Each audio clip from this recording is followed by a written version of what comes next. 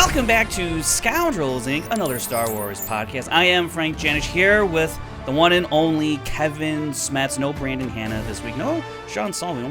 We had him like almost real had close. Him. We almost had him, but he said rain check. Hopefully next week we'll see Sean and Brandon. But right now we're here to talk about the season premiere of The Acolyte. It just premiered on Disney Plus. You all know that. That's why you're here.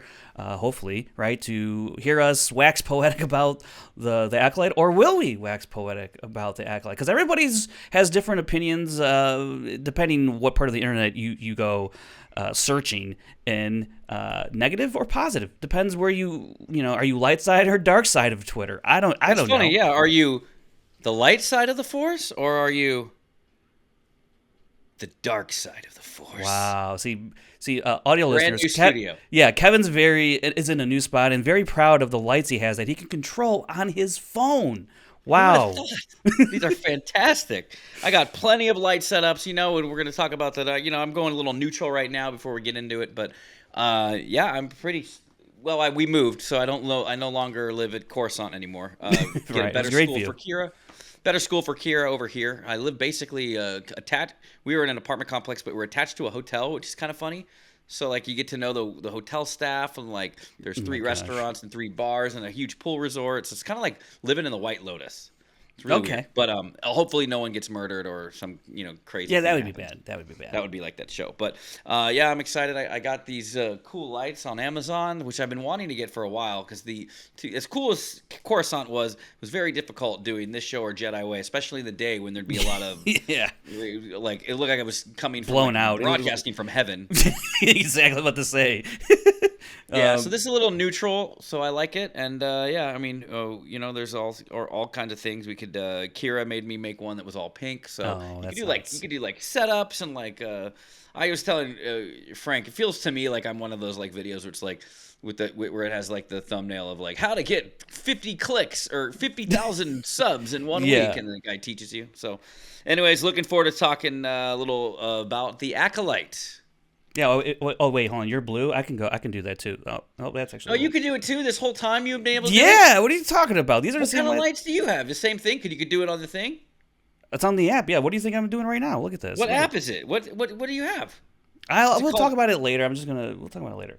All right. Because people are here for The Acolyte. We're going to talk about The Acolyte. If you're new to the channel, hit the like button, hit the subscribe button, come back for more of our discussions throughout the season of The Acolyte as we talk about the kind of like the murder mystery, the whodunit type of story so far that we're getting. But before we get into all of the particulars of the episode, I thought I was so cool, but you thought. But is yours voice activated like this? Because I could talk like this, and then blah, blah, blah, blah. No, maybe. Oh, actually, yeah, I think so. Actually, yeah. But anyways.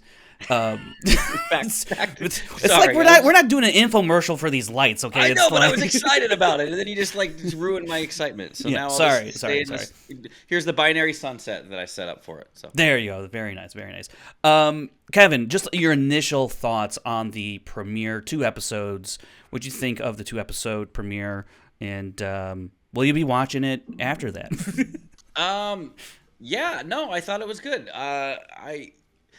It's funny, like I went in and I wasn't super more excited, as excited on game day as I thought I would be. Like, I remember the first time the first Mandalorian episode aired, and then you're watching it, and you made a good point. You did a tweet saying live act. Didn't you say new Star Wars? Yeah.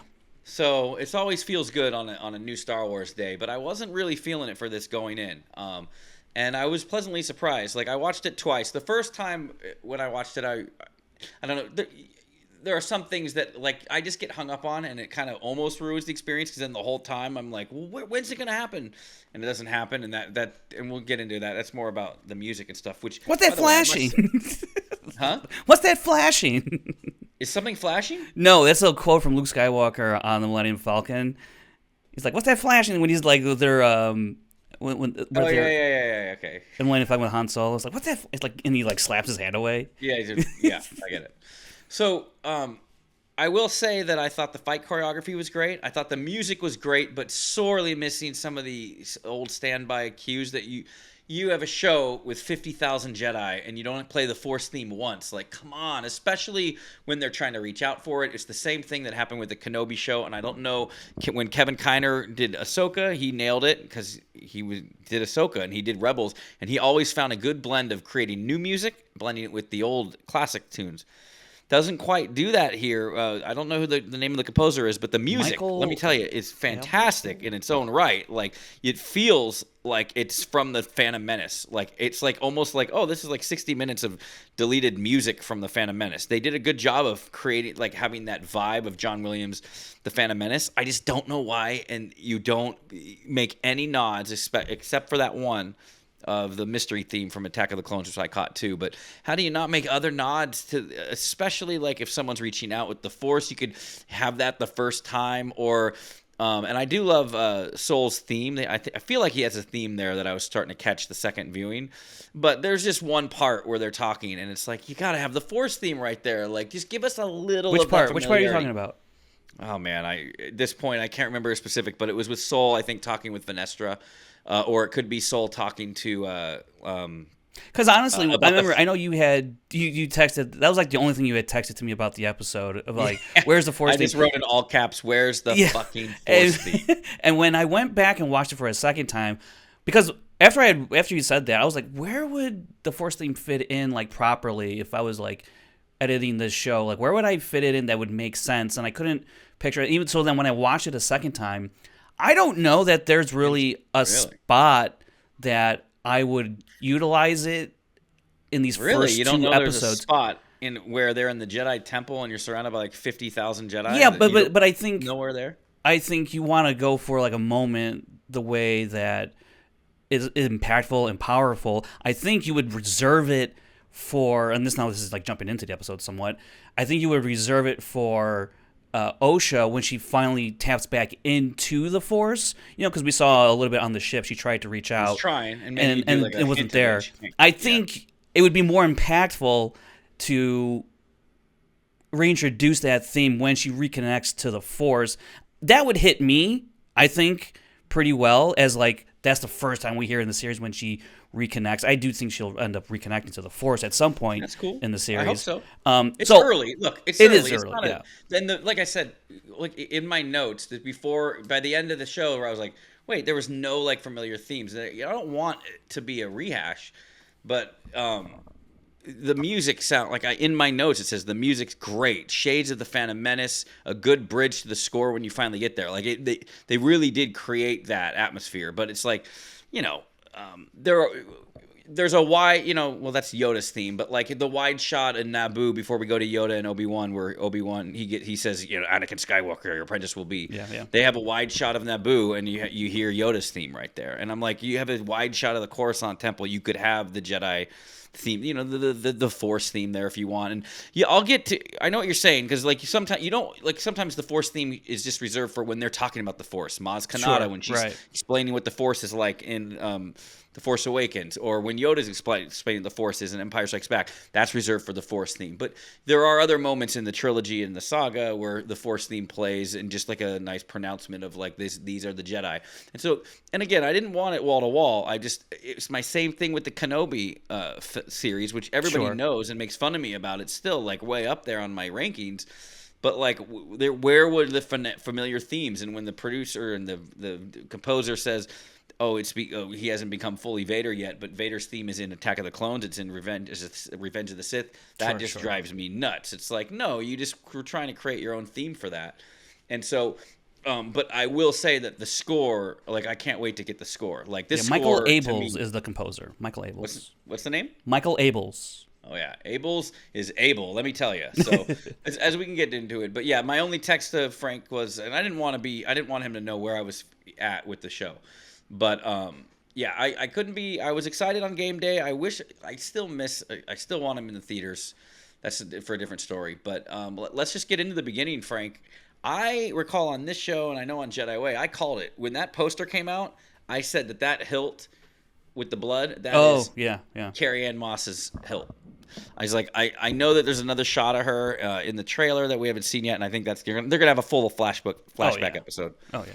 they're probably gonna have some great scene that's like a cliffhanger, right? And then it's just Breaking Bad used to do this, some huge cliffhanger scene, and then the following week you'll be like, oh, what's gonna happen? But they'll be like, let's do the flashback episode right here, you know. So you have to wait another week for the resolution of the cliffhanger. But Carrie-Anne Moss dead. That is her same hilt from the poster. She's not dead, by the way. Sorry, the character is dead. I don't want breaking news here on Scoundrels. Carrie-Anne Moss. So I will say. Sorry, I'm just adjusting a little bit, but I thought that fight scene. I saw that fight scene at the end of The Phantom Menace. Oh yeah. It was pretty cool. So, and remember, I was lukewarm on the trailer, but then I saw the fight scene and I was like, oh, this is great. Like, I'm excited for the show. So I agree with you, Frank. I thought the fight choreography throughout the show is fantastic. And I like that they're at an era now where they're not whipping out lightsabers all the time. It's just like cops that are cops in, in 1955, Pleasantville or wherever you want to say it, aren't using their guns as much as, Chicago. No offense, Chicago, but Chicago in 1988, So I wasn't alive for all that.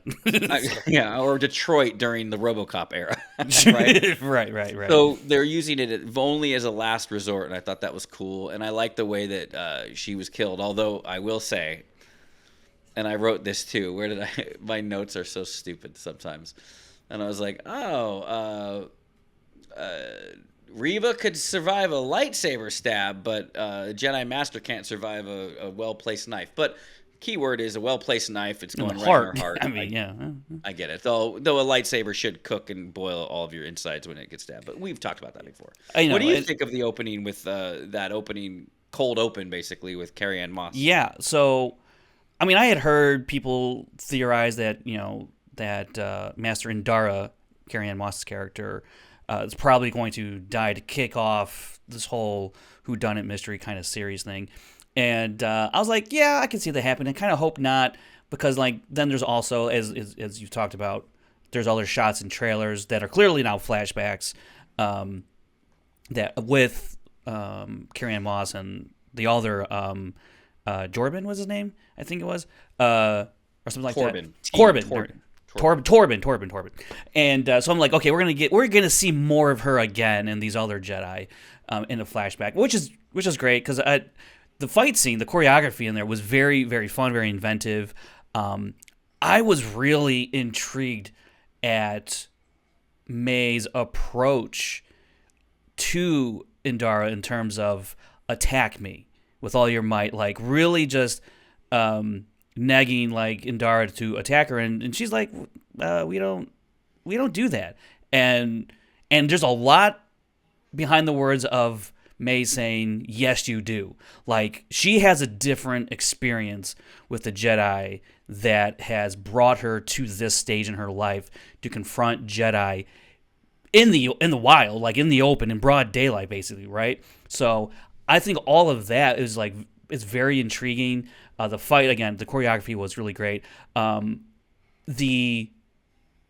way Indara died is not super, violent per se. It is a Disney Plus show. It is Star Wars. You're not gonna, get a whole lot of savagery. Decapitations. Yeah, yeah. I mean, you can get that for sure. That could be a possibility down the line.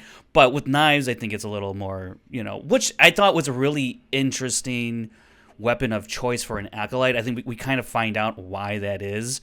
Why is that, you think?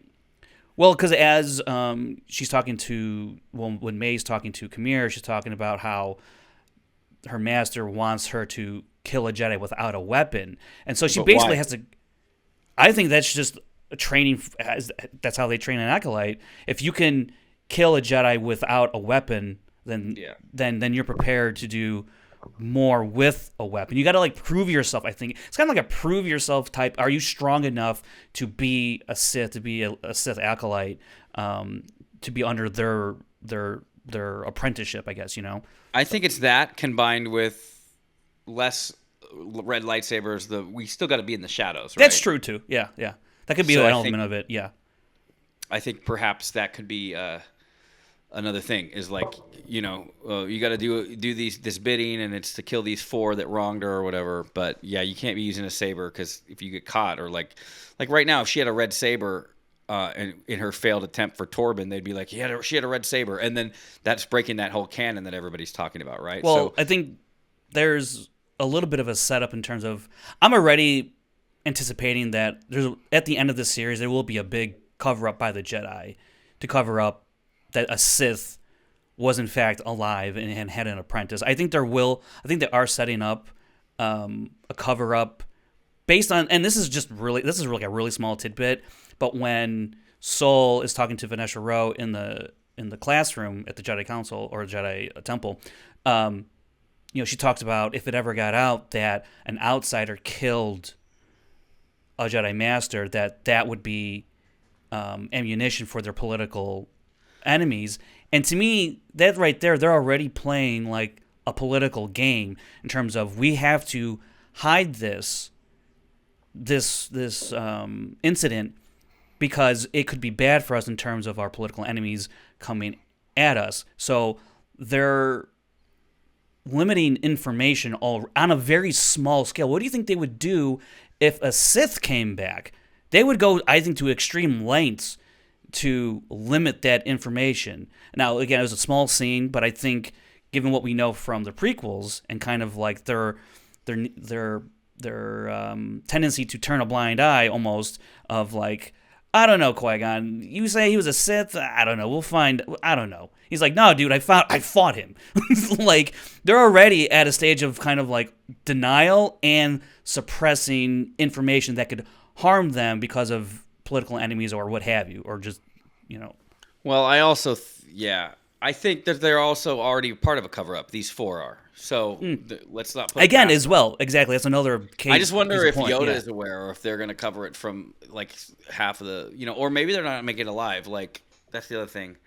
But let's not put it past them. The Jedi are kind of portrayed again as kind of just idiots, kind of. But I don't say that as a negative. Like the whole time they've. Well, I mean, there are very smart, endearing, compassionate not dumb Jedi. In terms of that. Then you're going to have just make kind of your more hardline, a little more bureaucratic, and like telling him to go back to Jedi. the temple, go back to the temple for a meeting. Like like let me go back to the temple of the meeting. No, I'm on the case. Like let's keep going.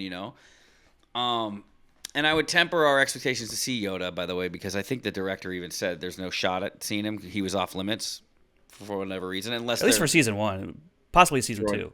Yeah, I think if there's a second season, come on, let's see Yoda, like a little bit.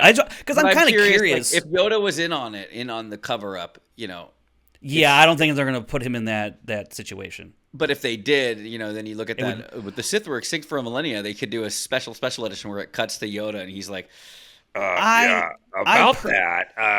I personally wouldn't like if they did that with Yoda. I mean, like.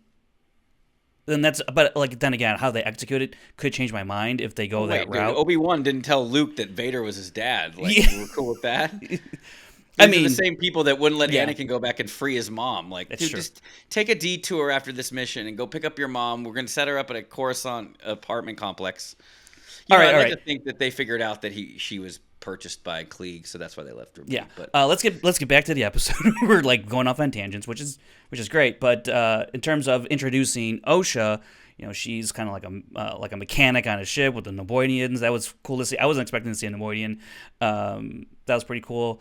But kind of doing the job of an astromech out there, I thought that was interesting. 100 years prior, humans are, even though it's somewhat illegal, I guess, basically. But then we meet Yord, who like my side of Twitter absolutely freaking loves Yord, and I think he's an interesting character, kind of a nerd, kind of a little stuck up, wants to go, follow things by the book.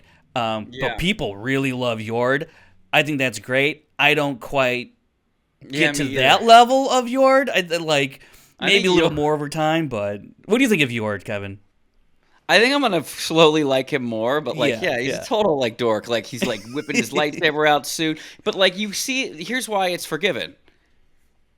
Because that first shot where he's making sure his costume looks not costume, but his robes look all good for Osha. He wants to present himself of I made it, right? I'm a Jedi Knight. He's almost it's like a male version of like Hermione, you know, like this really hardworking like excuse me, professor, you forgot to give us homework. Like before the weekend, are you gonna give us homework? And all the kids hate him, right? Yeah.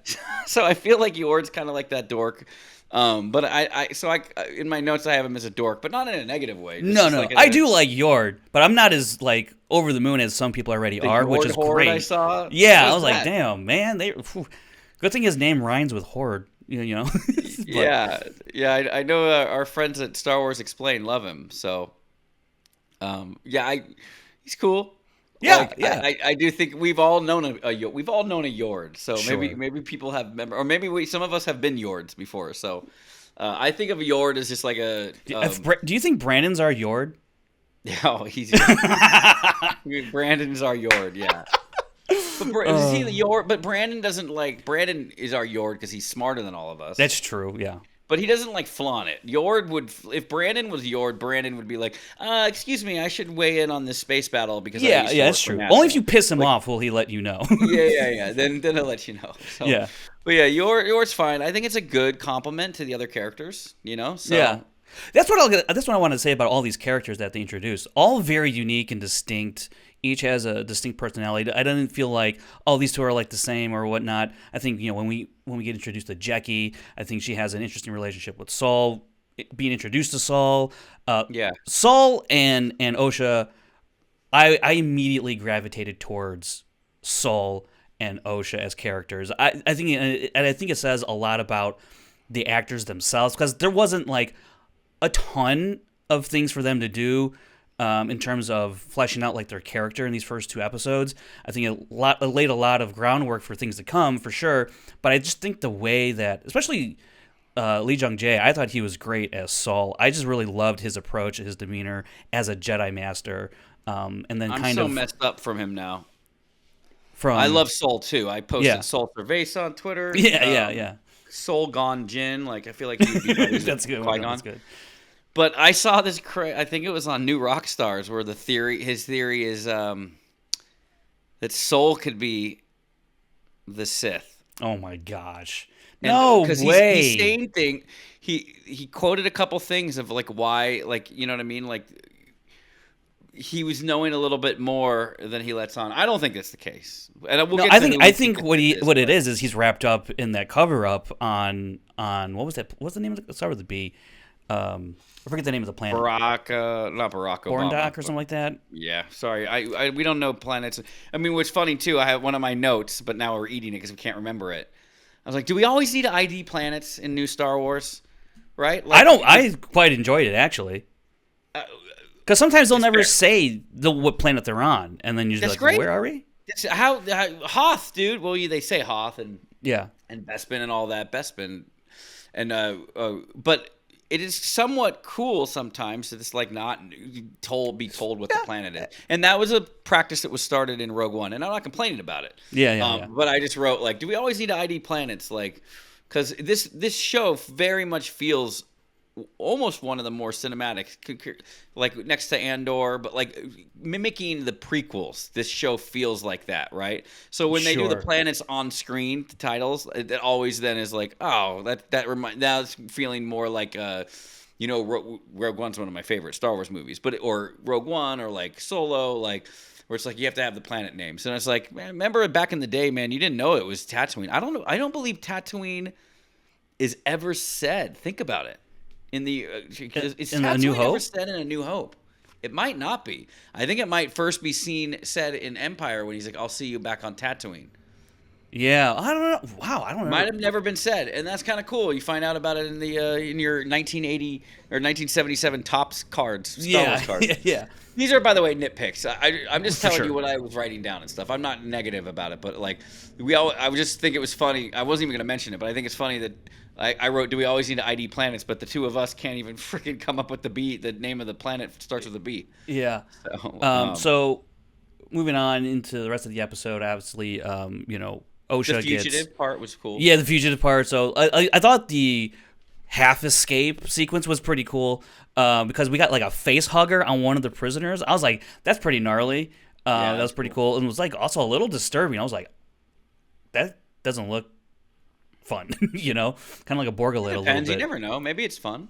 No, they said it does stuff to the brain like a Borgulate, basically. So, anyways, that's why he was all like, kind of like crazy when it got like zapped off his face. Anyways, the fugitive moment, which again, like all that was very reminiscent of what Ahsoka and Anakin were going through with the wrong Jedi, that arc, right, when she's framed. That same homage. Yeah, which was an homage to the fugitive. Care, right? Yeah. I said when she said I didn't do it, I just wanted to be like, I don't care. I don't care. Yeah. No, but like another great moment, kind of with Sol and Osha reuniting there. And I know people are kind of like have been poking fun at the fact that when Sol, Jackie, and Yoda are on the ship, and Sol's like, yeah, she had a twin sister, but I saw her die. And Yorda's like, wait a minute, that wasn't in her file. And like already, it's like a little seeds here of like what they're hiding, what happened at that incident, the fire or whatever. So when, and Sol's like, no, May's dead. And then she reunites with Osha, and she's like, May's alive. I know a lot of people are kind of like poking fun at that moment where he goes, I believe you. But I think he looked at her, sensed her, and like believed her because he knew, he could sense that Osha really believes that. And he believes, and therefore he believes Osha, so then he's going to believe that May's or he knows because he's pulling all the strings as a Phantom Menace. That would be really wild. You know me, I always have wacky. I know. It would just be a really on any that are wacky. Yeah, it'd be really I think that May didn't know that Osha was alive. I like that reverse too. I didn't expect that was interesting too. That was a good yeah. too. I was like, oh, okay, yeah. Like, so, usually like, you think like I'm coming back for revenge on my sister. Now, did I hear in the flashback or that she says you killed them all? So is one of the sisters like lose her shit and cause this thing or? Yeah. So May basically Osha says that May started a fire and killed her whole family. Now, on purpose, or was she just? We don't know what happened exactly. Firecrackers. Yeah, I don't. Right. Coruscant firecrackers. I don't know, but when first of all, when May is fighting Indara in the tea shop, there's a scene a shot where May kind of like moves her head away from Indara, and you see like that circle kind of like tattooed thing, and that's like the sign of like the witch that the witches I saw that, yeah, right. So like obviously I think their mother was a witch, a part of that that we saw in the trailer. I think they were from that, and so maybe something crazy happened with the witches and the kids. I don't know. I think we're going to eventually find out. I think we have to find out. And isn't that cool that we don't know? Because I even think sometimes of some of Ahsoka, we were kind of guessing and being correct on a lot of things. Or at least half correct, yeah. We're a little bit in the dark with this. We don't know, Like, obviously, she has her twin, and I like that. I like that they borrow from EU. Leslie Headland loves KOTOR, too. There was an article where she talked about how Kriya, which is the character in KOTOR 2, a Sith Darth Treya. Okay, yeah. In my KOTOR trailer, she's the one where talks about Revan. She's that older voice. It's like, or perhaps Revan never fell, because she was Revan's master. And I think that it's not in this season, but I do believe that if they do more seasons, she's going to get more into that KOTOR influence, because she's actually a fan of the games, which gets me excited. Yeah, I did like that. And then when the twins face off, and like, there's that moment where she missed on purpose, obviously. Oh, right? Yeah. Sister go. I mean, we're talking about that's the second episode, but let's wrap up the first episode, because they do show us. I just have all my notes together. Yeah, they do show us I guess it's unclear whether he's the Sith Master or another apprentice, but the dude we've seen in the trailers with the only red lightsaber so far we've seen. I thought of you immediately when this episode ended. I thought of you immediately.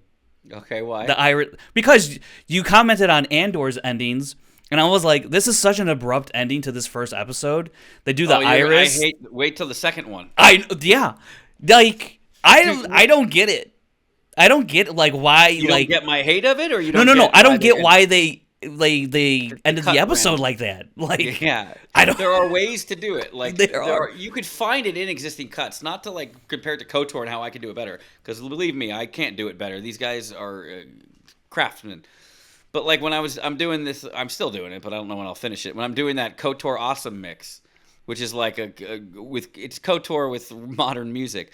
But like I'm trying to find act outs for the episodes. I'm trying to make them like 20 minutes long, and like you could always figure out a good place to end it, where you're like, this is a powerful ending, and this is like this is in the editing room where I'm stuck with something that's already been edited. It just feels like and my problem with when we get to episode 2, my problem is more about the introduction and why you would introduce a character like that. But yeah, we'll get to that. But yeah, it is. So you thought of me. I didn't think of that. That's funny. I didn't think of it. I mean, I thought for sure you're gonna be like, credits.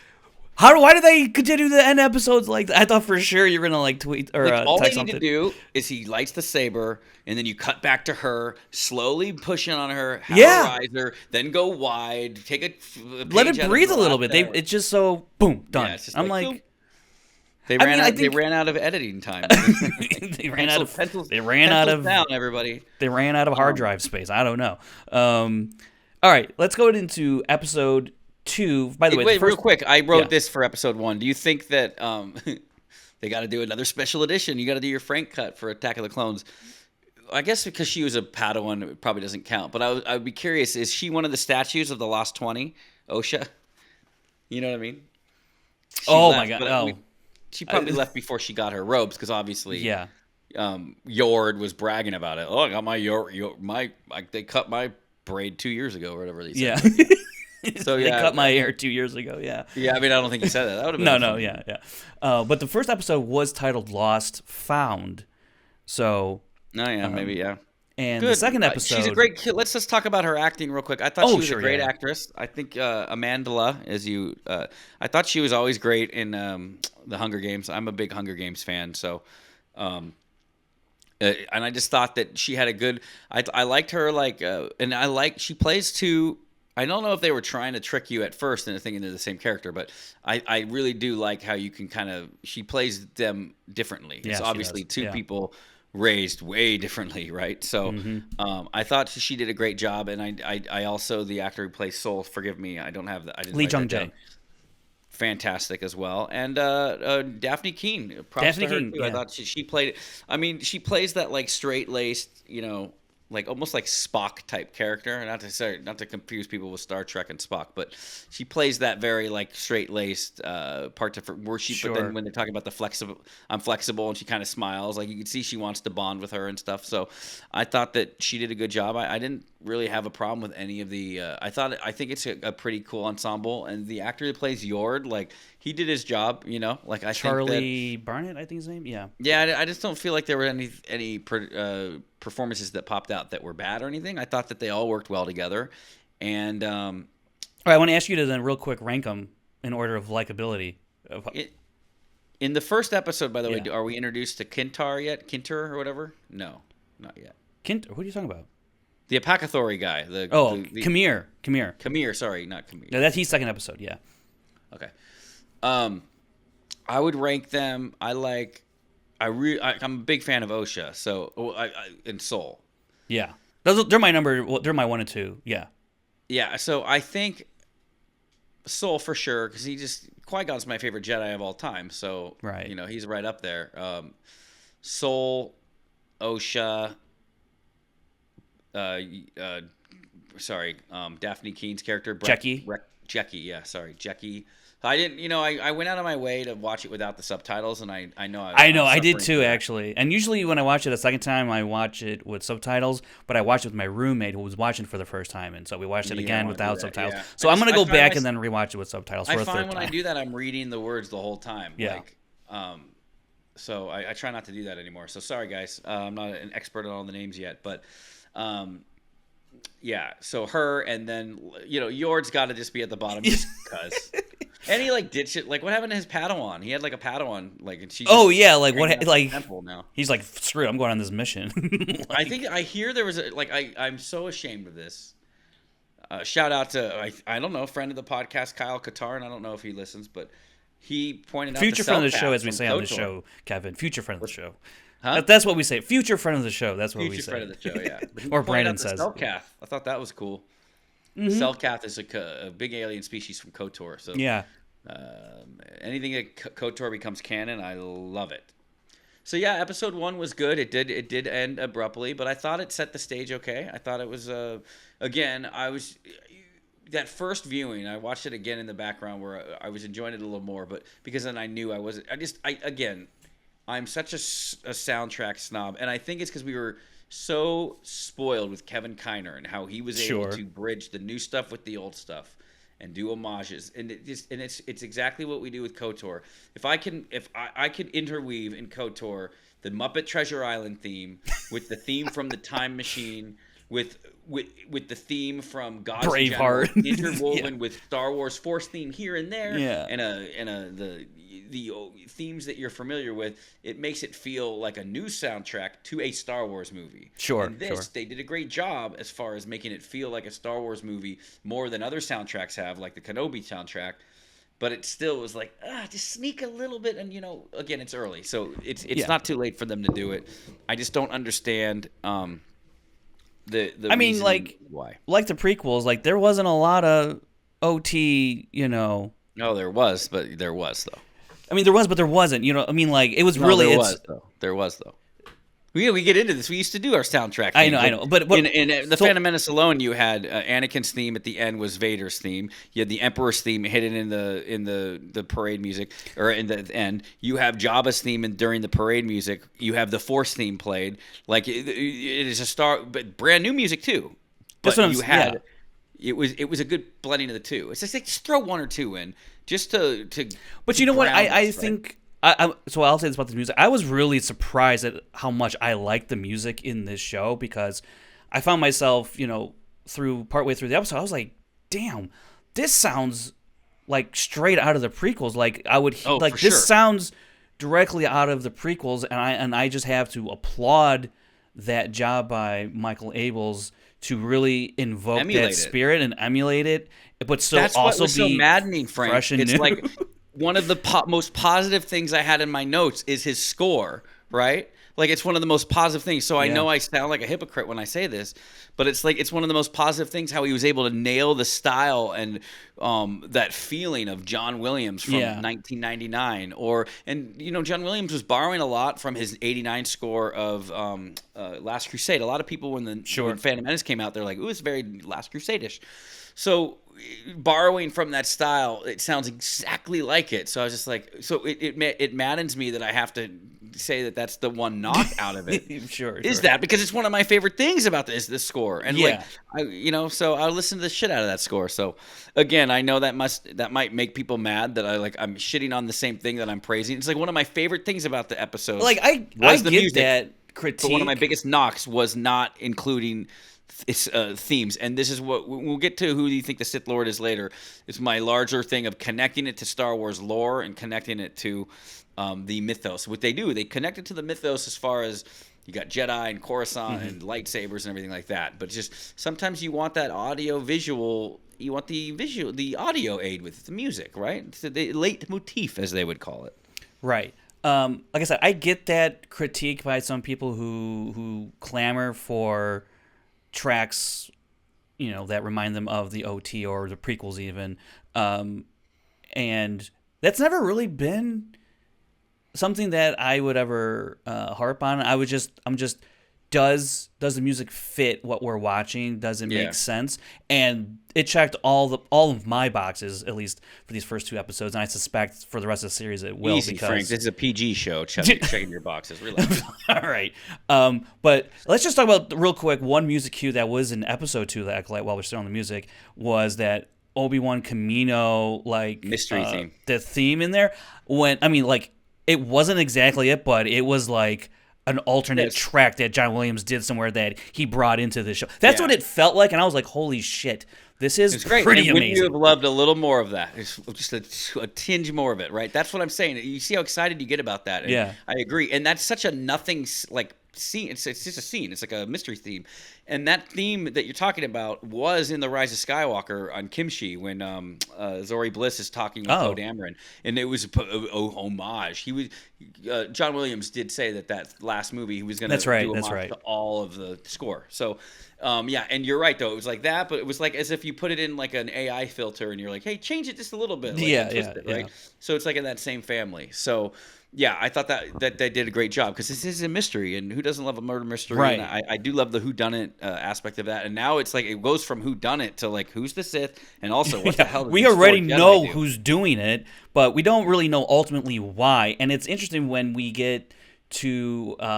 I like that there's like different Jedi temples on these planets that are like outposts on these planets, and May, basically bribes her way or hacks into a Jedi temple and gets to one of the four. Trippy, yeah.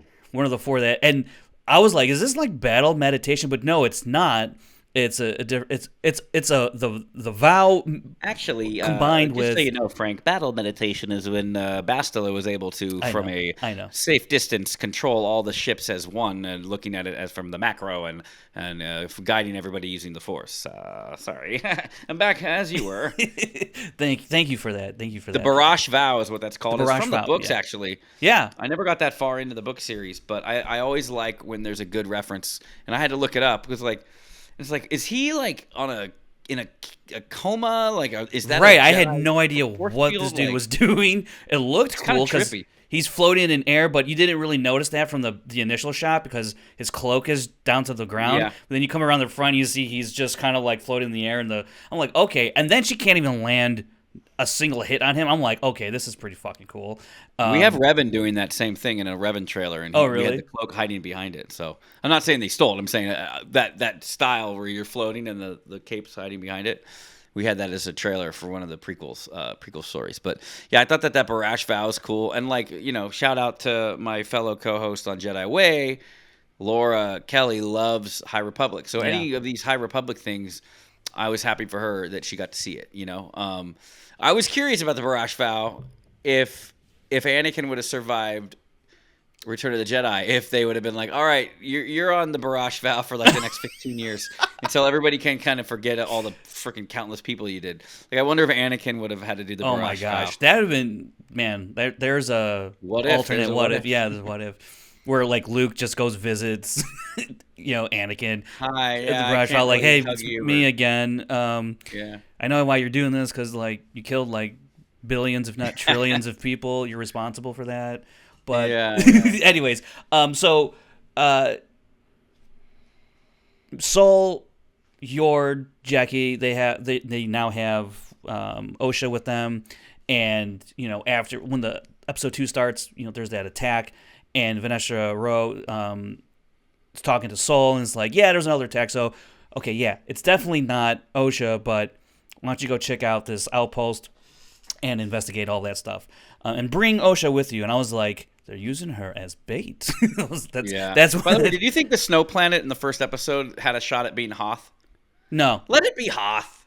Let it be Hoth. I think it's all brand new, Kevin. I think it's all brand new. I know. I need to get out of. We don't need to revisit old planets, but I thought it would have been cool. We never see Hoth again. I mean, it's very cold. I don't know what to tell you. We go snowboarding in Hoth. Go play Battlefront if you want to go visit the Hoth. So, I like that they were like, okay, yeah, let's go to this planet and investigate. And now we meet Kamir, who, suspect numero uno, I think, for a lot of people in terms of a sheep's and wolf clothing, basically, or wolf and sheep's clothing. He knew the Sith code, dude. Peace is a lie. Peace is a lie. Shout out. Yes, and so I'm like, he can definitely be a Sith follower of sorts, and I'm sure he Acolyte. is. If at the very least, but I'm saving all that. Who do we think it is for the end? But yeah. No. Let's just get into it right now because the dude has given major suspect vibes in terms of like the scene where he's talking to the Jedi now in the shop. It's just like I feel like, well, first of all, it's a very cool scene between Jackie and Yord about how to get in there and like interrogate Kamir. And actually, I'm jumping the gun here because Kamir makes a poison for Torben, and then I thought that was interesting, but that was a very cool way of like killing the. It's like I've been waiting for you. Oh to no, come that was like me. Like here's you can take this poison and return yourself into Jedi Council, and he was like, "Now whatever I did, like whatever he did, he'd rather take the poison." Like that's pretty messed up. Like damn, Yeah. Like you would rather die than like admit your crimes to the Jedi Council. Like what the hell did these people do on this planet? Like I'm so curious about that. I feel like it's gonna tie into the witches at something. Yeah, the witches are involved. Well, let's talk about real quick then. So, I really hope that they will reveal not a brand new Sith Lord who's pulling all the strings. It's got to be Plagueis, man, and I'll tell you why. Not Tenebrous. He's doesn't need to be Tenebrous. If you don't want to have Tenebrous, I love the novel, and I'm a big novel. Well, I mean, fan. I'm just saying, based on where we're at, Tenebrous is never mentioned in like canon as far as the live action, right? But Plagueis is. But who likes Legends? Who likes Legends, Kevin? Trying to keep it condensed. Plagueis was mentioned in Revenge of the Sith. Sure. I like to think that this guy, I do have a feeling that this kid, this apothecary kid, is the masked guy with the red saber, and I think that'll be a cool twist. But I don't think that the person with the red saber and the mask is Plagueis, and I don't think it's Tenebrous. I think that Plagueis has this person under their wing, and he's trying to get this person as an acolyte, to bring on another acolyte, or in the novel too. Like it was like, even though he was serving Plagueis, he was courting Maul. He wanted like a right hand man, like a assassin with him. Palpatine did. I'd like to think that by the time we see the end of this, that we'll just hear in name only, or maybe. I mean, this would be mind-blowing. That, let's say, May fails, and what's his name again? The apothecary guy? Kamir.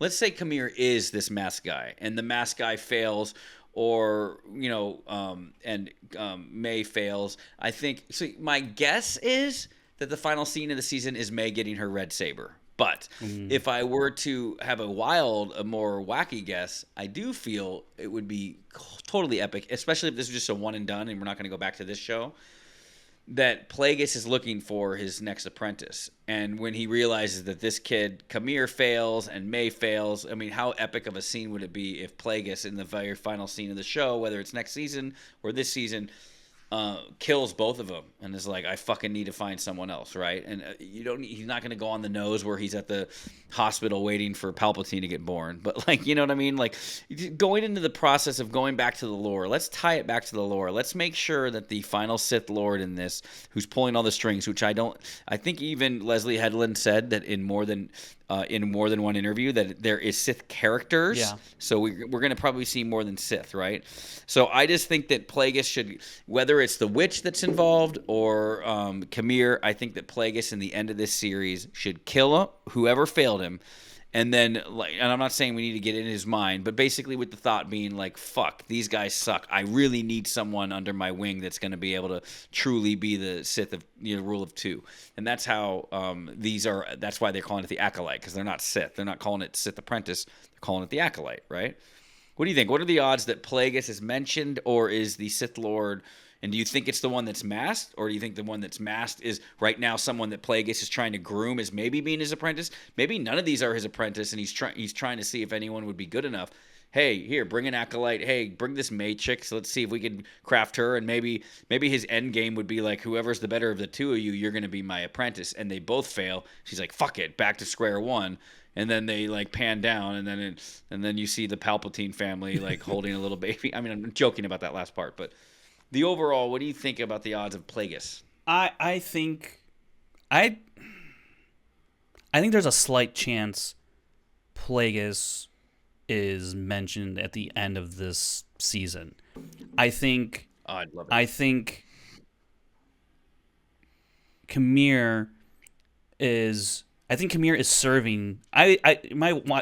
So this is my wild thing is I think Kamir, if we're gonna involve Plagueis, I think Kamir is serving Plagueis, not as like an apprentice, but like just like a loyal, like a devout follower. Acolyte. Not necessarily an acolyte per se, but where he's being sent on missions like May is. I don't think like that. I just think someone kind of like who helps them in any way, as opposed to like hunting down Jedi and whatnot. Like helps that effort, but doesn't get involved in actual fight. He's in the shadows, more or less. I think he's serving Plagueis, and I think the dude that we see at the end of the first episode is an apprentice of Plagueis that looks like he is a master. That he's hiding the fact that Plagueis is his master, and he's acting like the master because Khmer is in on it, and so. But May believes he's a Sith master, and so because like when Saul was trying to read May's mind, there, it's like she's like, you don't even know the identity of your master. He's going through great lengths to hide his identity even from you, and I think that's so. Like, would that be Plagueis? I don't think so. But here's food for thought too. Leslie Headland, originally one of the earliest ideas she pitched was for a spin-off show about Asajj Ventress.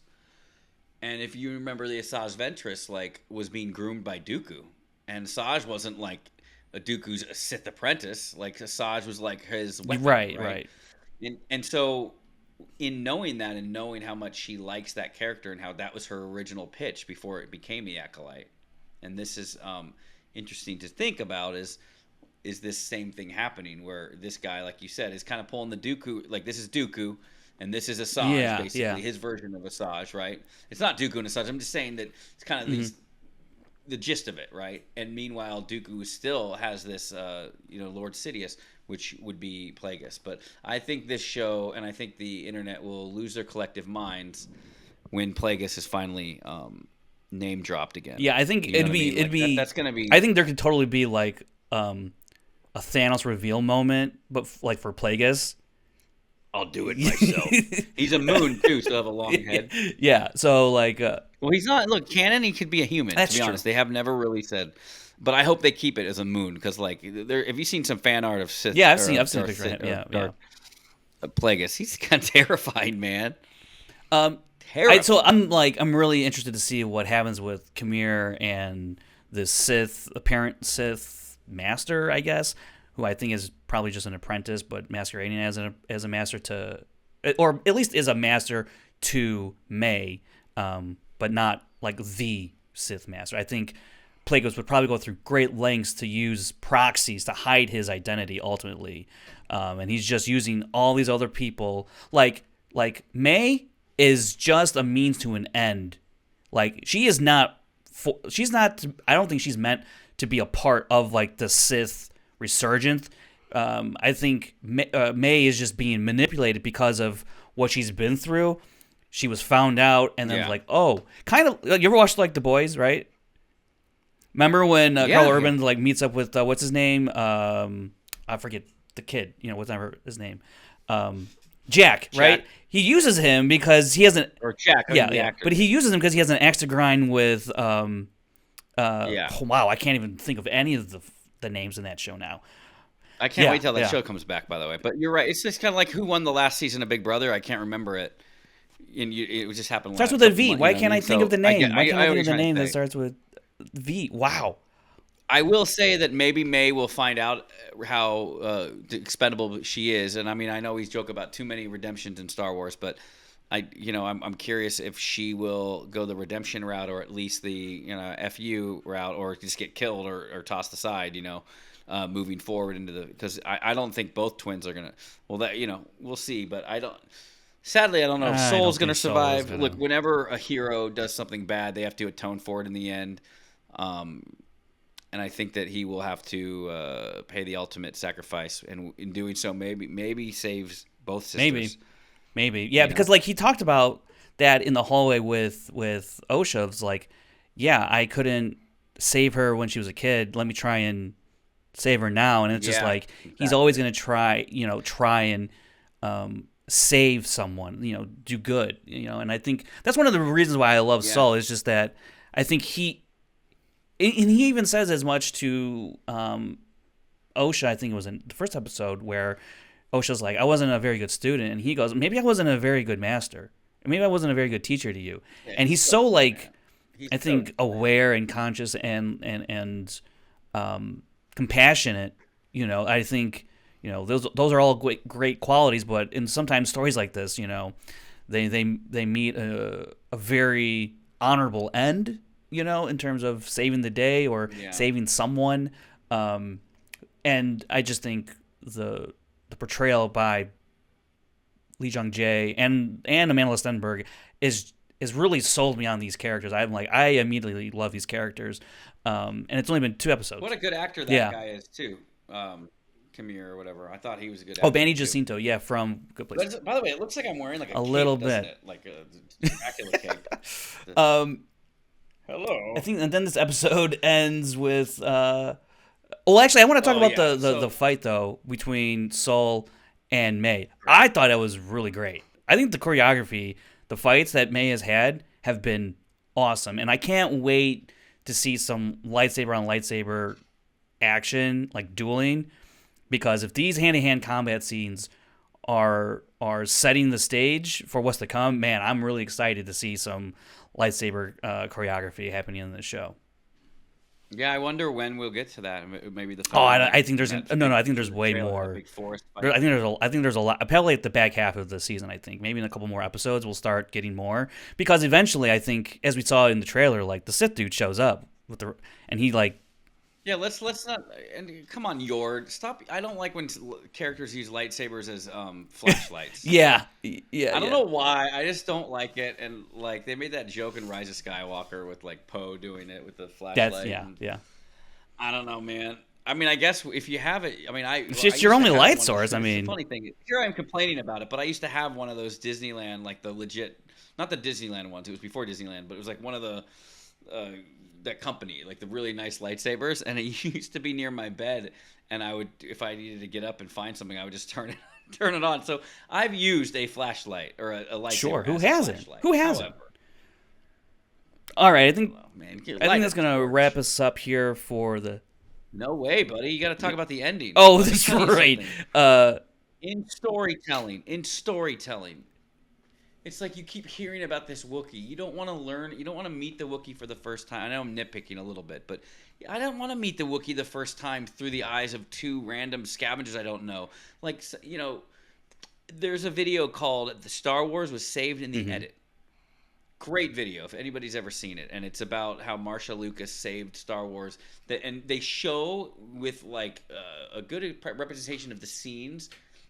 They show what the original order of the scenes were in A New Hope. And these are the same scenes that are in the movie. Maybe the big thing was added. And if it was aired that way, it plays so slow and dry. And you're not, like, it's crazy how it could have been. And I believe that one of the things they were doing was, let's wait and reveal this character. We got to see it through the eyes of like when Luke finally sees it, right? Or they always say when you're going through this journey, you want to experience when the protagonist finally sees someone. And now, granted, like you can't introduce Vader through the eyes of Luke or whatever, but like, I'd have to rewatch that, how Star Wars is saved in the edit, but they made a good point about like it's very important when you're introducing characters in terms of the story pacing. And to me, it just like, why are we showing the Wookiee now? It would have been better when we don't know what happened, so maybe this is not how it's going to happen, but I assume they're going to track him down, and when they're there, it would have been more scary to like hear the growls in the background. And everybody remembers First Blood, like where he's like almost invisible with the jungle, and the bad guys are trying to get him. But like you could have had a really cool reveal scene of him, and instead it's just kind of this throwaway last scene. And I know that this was their big hook for the next episode. I get it. But I felt that story-wise, I didn't want to see Kanaka. Yeah. That's his name, right? Kelnaka. I didn't want to see him until our main heroes get there and they to see him for the first time. But instead, we're kind of introduced to him now. So we've seen him. So now when our heroes get there, there's a lot less tension because we know what his area looks like, and we know he's just, you know what I mean? Like, he's just going to scare off 2 scavengers. He's not going to be that intimidating to our heroes. So I thought it was just a weird, like, why are you introducing him this way when you could have saved it for when the main characters get there. But again, maybe that's not what's in store, how they're going to meet him. What did you think about that kind of just random scene to introduce? Did you think that was a good placement, a good idea? Or I thought it was fine, if only because like Kalnaka, Torben, Indara aren't really like gonna be focal points or like main characters the way that Osha and Sol and Jackie and Yord are going to be, even though they didn't have like fantastic, bombastic introductions. No one really did besides, I think, May, basically. And Osha was a typical introduction to a character on the ship and kind of like the life of. But these other characters, I think, the lack of, I guess, pomp and circumstance of an introduction for these characters, for lack of a better term, they didn't really bother me because I don't think those characters are really long for the show. I think, like, we'll give it a flashback. Yeah, but you're talking about a live action Jedi Wookiee. Like, that's the only thing where you're just I think that's a matter. That's a matter of taste. I don't think there's a right or wrong way to execute that. I think that's just simply a matter of taste in terms or style, how you want to introduce characters, whether they're big or small to the story. And I think that kind of indicates to me that they're not a really huge part of the story that we're going to be following. They play a part, definitely, because whatever happened on that planet and the fire and all that, they play a part in that. But I don't think like they're meant to be, not the way that Obi-Wan is introduced. Like he's introduced that way because he's a focal point of that movie, of the journey Luke's going to be on. And so when I look at the way other Jedi are introduced, yeah, like I think the first scene Luke being introduced is going to be him just like wiping off a droid, and then he like looks up in the sky, and then he has the scenes with Fixer and Cammy and stuff. But it was like instead you see Luke the first time, Luke, and he comes up there. Like I think there's again how Star Wars is saved in the edit. If anybody's not like being skeptical of why I'm complaining about this, that was the first thing that came to mind. I was like, that's an odd placement. If I was looking at all of the scenes, I feel like maybe I would have held that off. But again, maybe they're not. Maybe I will say, the way they are gonna I think not kind of be super. I think the way it was edited is like a little, I guess, jarring a little bit. Not in the sense that like, oh, he deserves a bigger introduction of like, kind of like how you were describing. I don't think it necessarily warrants that. Not a bigger. I don't want a bigger grandiose. I just thought like a more like this is a fucking Wookiee hiding out in the jungle, doesn't want to be spotted, and he's a Wookiee Jedi for God's sake. Like let's if anybody's seen First Blood, you know what I'm talking about with the him stalking like, the police are out to look for him, and now he's in his element in the jungle, and I just thought. You have this Wookiee in the woods, and instead it just looks like, oh, what are you bothering me for? And he kind of just growls him away and stuff. I thought that was very weak, and I'm excited to see how they utilize him later. So again, my only over the whole thing, and I give it a 7 out of 10 because I'm really intrigued by the story. I thought the score was great. My only big knocks were the not using some of the familiar themes, and the odd placement of this. That's like the only really negative thing. I know I'm sounding like I've been negative about the other stuff. I'm just like it's getting there for me. I'm happy that we have new Star Wars, and I'm happy that we are seeing this era. I do wonder why they changed their robes by the time the Phantom Menace hits. Everybody's wearing the light robes. I wonder. I can't wait to ask Laura if there's going to be a canonical reason. As to why, budget, right? Like, I don't know. Why do all of a sudden they're like, let's go with brown and let's go with more earthy tones. I love the look of the High Republic Jedi. So I'm wondering why they would. Well, because each robe, so they have mission robes and they have diplomatic robes. So the mission robes look more like prequel era robes. Nah, they still have the sure. On no, I'm not saying they're exactly the same. I'm saying they're similar, right? Because Souls and they have more of the browns, the tones, like the tans colors, kind of. There's some, I think some gold in there too, but the mission robes seem more similar towards what we've started seeing in the prequels. But they're white and diplomatic robes, more or less, are kind of curious. But all in all, 7 out of 10. I thought the acting was great. I thought the character chemistry was great. The makeup of that. I thought the music was great, aside from that little hiccup. And I am intrigued with the mystery.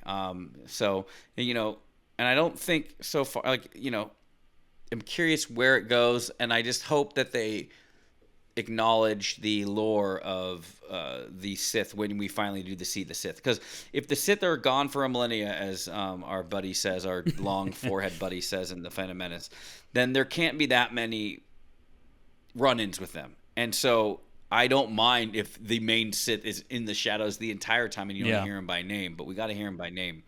And we hopefully it's going to tie in that this is Plagueis, and that Plagueis is trying to, you know, start gathering to try to find whose next apprentice is going to be. You know, I don't think you really need Tenebris. What do you think, Frank? Like, what's your ranking of it? Yeah, so I would give the premiere an 8 out of 10, and it's mostly due to how much I gravitated towards the performances of Lee Jung-jae and Amanda Stenberg. I thought they were great. Like I said, I think in the beginning, you know, there wasn't a whole lot going on there, but I think the way in which Lee Jung-jae portrays Saul and the way Amanda Stenberg is doing two different roles, I thought she was great, and I think all the performances were really great. I thought the strongest of, even if though some of the dialogue wasn't like the best, hopefully I think that gets better, a little better as the series goes on. I did find it like a little funny, like in episode 1 with Carrie-Anne Moss, and it's like, "Who are you, my child?" It's just like kind of like that kind of weird talk, I guess.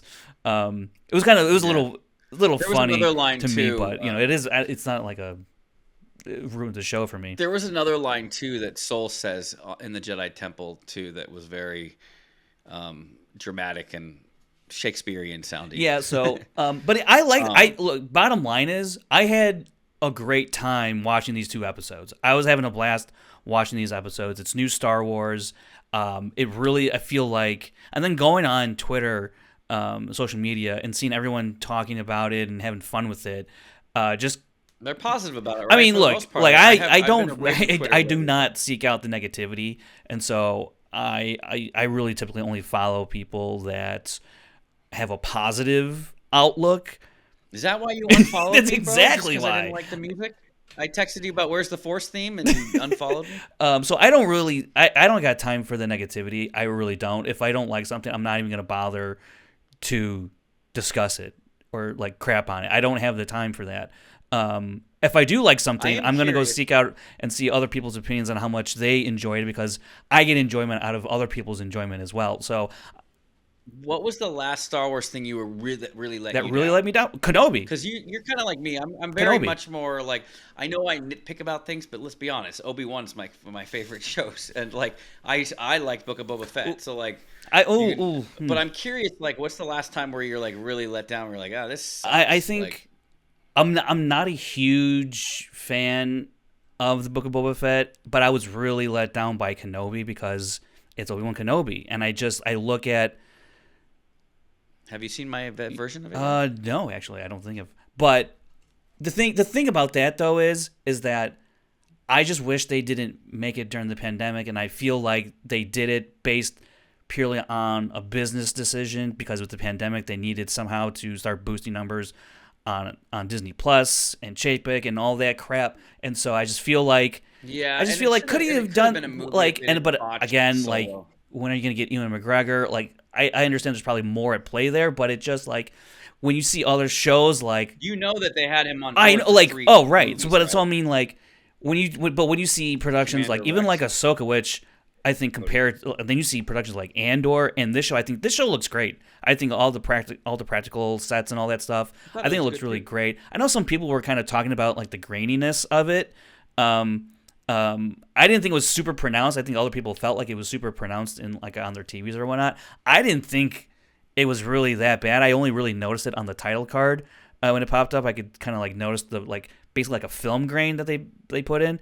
I think I had seen some people talked about how it kind of they want to resemble the film stock of Phantom Menace because that was the last Star Wars film filmed on film, and so.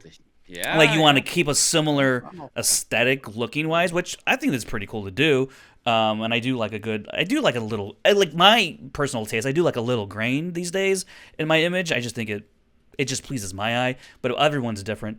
But yeah, I think the production of the show looks great. I think this feels like the most TV of Star Wars shows. Andor looks great, but it just feels like I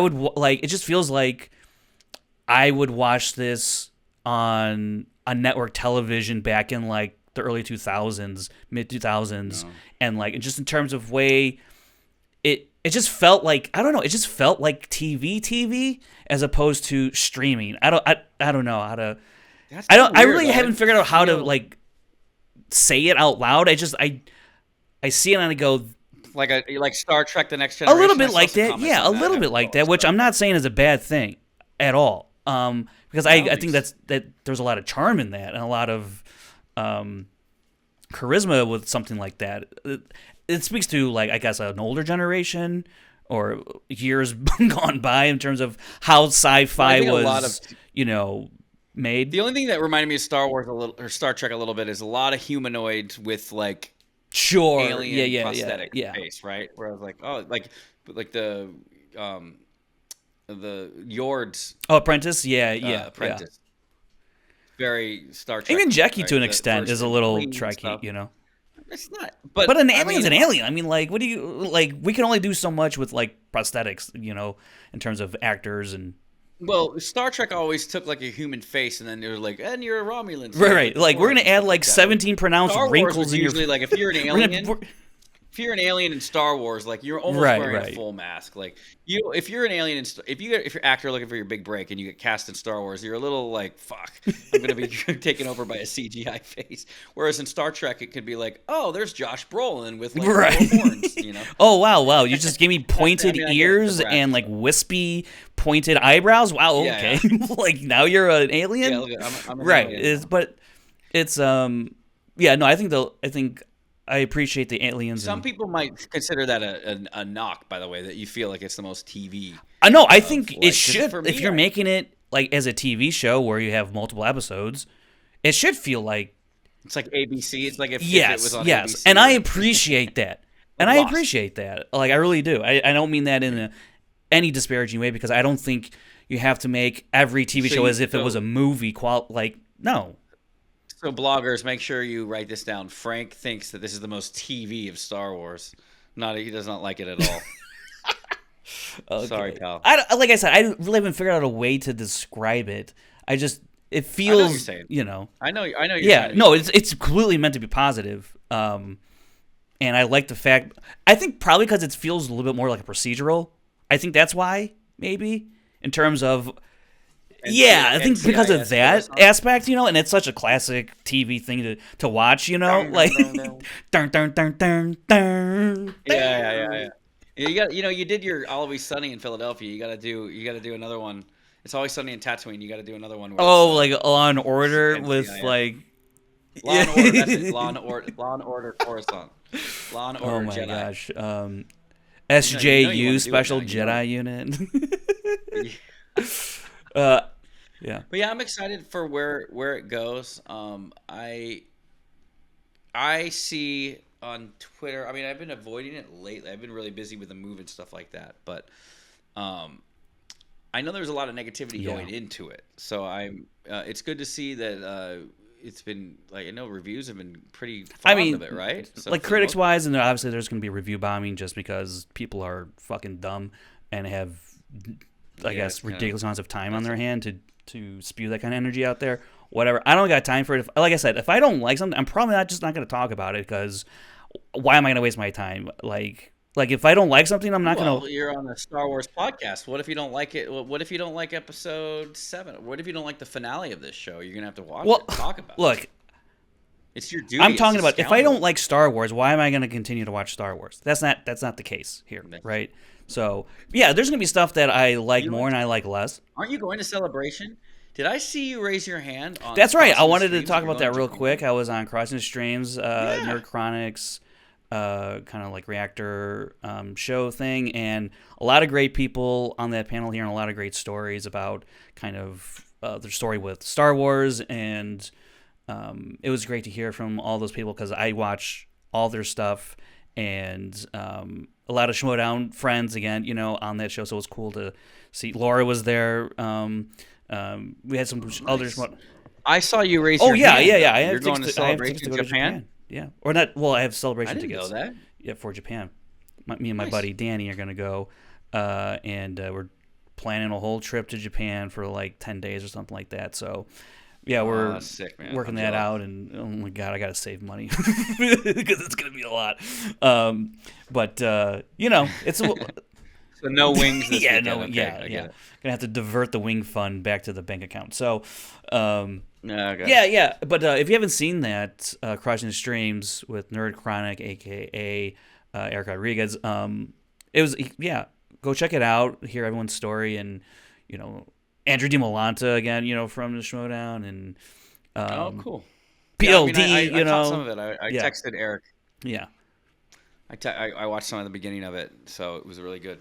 And then I saw that you were going to Celebration. I'm like, damn. Yeah, man, that's awesome. so far. So far I am. I might have to, I don't know. Well, hopefully it works out, and I won't have to like resell the ticket or something like that. So, anyways, go to you're gonna have some sushi. My wife and I were just talking about. We wonder how the sushi is. I'm sure it's pretty good. Also, hey, Brandon was on Sabak the Block with Ace last week, so they were talking about. Well, they were previewing Acolyte a little bit, but then they were also talking about the prequel trilogy. So, if you're a fan of the prequel trilogy and fan of prequel trilogy talk, go check out Sabak the Block with Ace and our good friend Brandon Hanna. And I've been on nothing. So wait, you're on Jedi Way. I will say that I did like that Acolyte felt like a love letter to the prequels. And that's cool. Like, and in my Super Watch, which I've stalled again. I always stall right at this. You gotta start over because this is the very first thing you watch now. I know. I can't. I'm not starting over, man. At this point, I'm never gonna get to it. I know, and I was like, man, it's not gonna happen. But I tell you what is going to happen. Like, when you see it, and you're like, when the instructions like, read the last 10 pages of this novel, open up this YouTube then go down to video, the corner, yell for 17 minutes, come back, hit play. Watch the opening cinematic of the Clone Wars game from Xbox Original, but none of the other cinematics, and then go to the I get it. It's a little intimidating. I wish someone would join me on it. I think maybe after the Acolyte, once we have some downtime again, because like I've been busy on working on a new podcast and all that stuff, so I'll getting that up and running. Nice. By the way, it's called Athletics Check with Johnny Stanton. So if you're a fan of athletes and quote unquote nerds in the online space, Johnny interviews athletes and nerds alike and gets kind of like the opposite take on what they're known for. Stories like that. It's a really good interview show, fun to work on. That's cool. Good personalities on there. Anyways, so you can check that out if you want and support that show that I work on. So yeah, that's taken up kind of a bit of my time these last couple of months, which has been fun. So I've been a little less active in our Discord, but with the Acolyte coming out, I've been reinvigorated. It's reinvigorated my like. That's good, man. I guess fandom. I guess in terms of interacting more, it was a really cool night for the premiere. Just getting on Twitter and seeing everybody just talk about it, and I thought that too. I thought that was cool that I saw like everybody like praising it because you get nervous and you're like, oh man, is this going to be another one of these things? And everybody, was really on board for it. So I'm hoping that continues. Yeah, we'll see next week what's in store. Yeah. All right. Well, that's going to do it here for this week on Scoundrels, Inc. Chances are, if I was on this week, you won't see me next week because Brandon will somehow be here, and maybe we're the same person, and I just take my mask off. Who's the master? Who's the apprentice? Well, he's been to space, or not in space. What am I talking about? He's been to space. Brandon, you've spacewalked, right? You're what do they call them? Machine. There's a cool name for the spacewalkers. For what? They name what OSHA is. They have a name for it. It's like instead of mechanic, it's like or mech tech or something like that.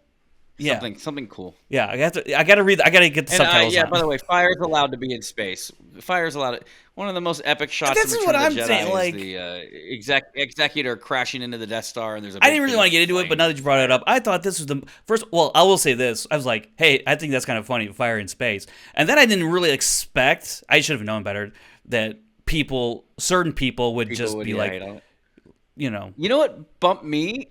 It wasn't the fire per se, but it was just blowing it out with the air. I'm like, you know what I mean? Like, it was like a fire suppressant. Yeah, it was like a fire suppressant. Oh, wait.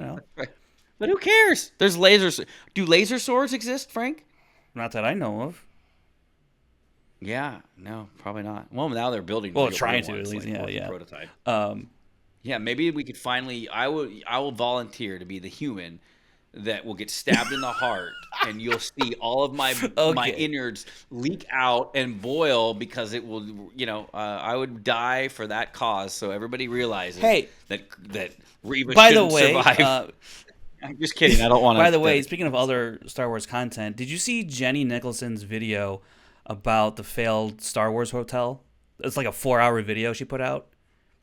It's really fascinating. She talks about like her experience and kind of her take on why she went on it. Yeah, right? she went on it. One of our actresses in our KOTOR movies, she's been on it. She did it like 3 times. She must be rich or invited. I mean, she said at one of the trips she was on, Neil Patrick Harris was on and was in character. Like role play, in character. He wasn't even a cast member. He was there as a holy shit. As a that's fan. Pretty cool. And people role play. They take it seriously. And she did it. She loved it so much. She did it twice and like met lifelong friends there. So I've watched vlogs of people doing it, and I've seen negative vlogs and someone positive vlog. I don't think with that money that I would rather go to Prague or I'd rather Netherlands pay like my rent for like the next 6 months. like it's like the price point was pretty insane. Like, it was dumb. Come on. Yeah. And to stay at a hotel where they don't have the windows open because you have to look at flat screens that are stars. And then someone's going to bang on your door and say, oh, hurry, we got to go stop this attack. And then you go up and you play Asteroids on a giant screen. Like, go put it on in the background while you're working. Put it on the back, and then you'll just tune in and out of like what she'll say, and you'll be like, what the hell? Like, that's funny. Yeah, she like this was like over a year ago because it's closed now. So, but yeah, it's a really interesting video, and I was just like, damn, like the promise that they were trying to deliver on what they set up would have been very cool, but it just seemed like, at least for her experience, it did not happen. So it would have been fun. Let's be honest, though, if we had FU money if I had FU money, and like me and Brandon got to do it, we would have had fun. We would have gotten into it. I would have been at the bar the whole time while you guys were out playing, fucking chasing fucking First Order soldiers and doing puzzles to like get the engine room back online. I'll be like, cool, I'm on the pool deck. Yeah, right if I had like money to blow like that, I would definitely do it. But just like, and I'm not gonna save up for like 4 years to go to that thing because I can't. It's closed. You know what your house should do, though? All you guys as a group, I meant to tell you this. Home Depot is selling look it up. Home Depot, look it up right now on your screen. Home Depot is selling a life-size Darth Vader stand-up holding a lightsaber and a pumpkin, but you could take the pumpkin literally out of the his first hands. thing I type in the Google search bar, Home Depot, right underneath that, Home Depot Darth Vader. Yeah. Yes, and it's animatronic, and it moves, and it's motion, and it's not even that. I thought it was going to be like $4,000. It's like $600 or $800 or something. And here we go for your Halloween party, my friend. Oh my gosh, we could have that be available later this year. That's pretty funny. If you go on YouTube, you could look up people's unboxings and how it is, and it totally like moves, and it's like, well, use the dark side, and you could take the pumpkin out of his hand. I mean, honestly, like if I was married to, or if I wasn't married, I would get one for sure. But if that shows up at the doorstep, dude, I don't think Dosh is gonna be Darth Vader. He shows up. He might as well be holding divorce papers at the same time. You just you've been served. You've been served. All right, that's gonna do it for this week of Scoundrels. We'll be back next week who I will be, but will Kevin, will Brandon, will Sean? And what color will be in the background? We'll never know. We don't know. Tune in next week as we talk everything Acolyte and whatever else we come up with. So until then, we'll see you next time. Scoundrel. Scoundrel. I like the sound of that.